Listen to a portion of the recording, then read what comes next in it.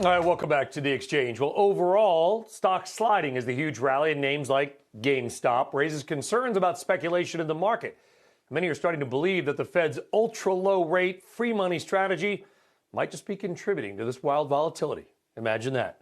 Let's talk about everything that's going on and the Fed rate call and decision coming up in just under an hour. Is joining us now Brian Belsky, Chief Investment Strategist at BMO Capital Markets, Julia Coronado, founder of Macro Policy Perspective, and Subhadra Rajappa, head of U.S. rate strategy at Societe Generale. I promise all of you will talk about the Fed and rates and not talk about GameStop and Reddit.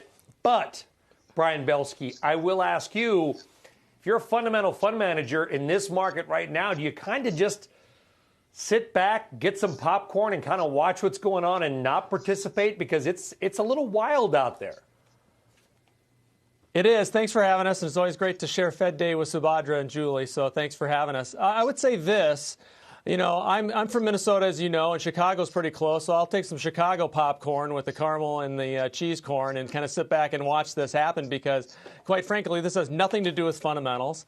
And I think we as market pundits should not be talking about GameStop or Tesla or Bitcoin being signs of a bubble. You can't extrapolate that into being an entire market bubble.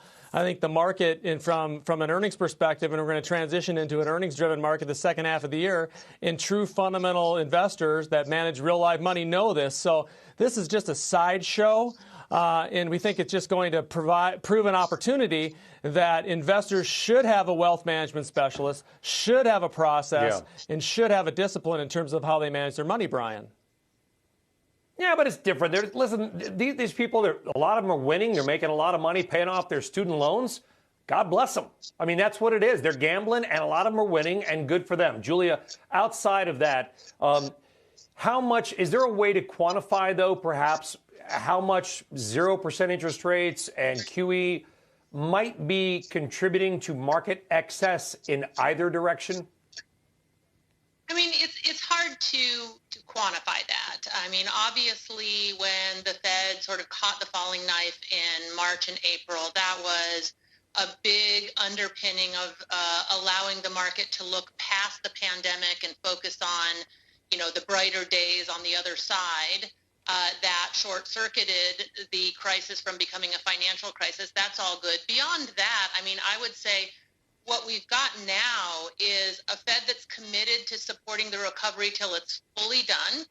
We've got fiscal policy that's actually working in the right direction instead of pulling back too early, which is what we had last time. And a lot of good, positive scientific developments. So there is a real fundamental optimism. And whenever there's fundamental optimism, real grounds for optimism, you always get a certain amount of speculation on top of that. I mean, you could characterize the late 90s as that, right? We had an actual technology, productivity, profitability boom. It was a wonderful time for the U.S. economy. Yeah. And it had a layer of speculation on top of that. I think from the Fed's perspective, is it a systemic risk is the question, and I don't think we're anywhere close to that.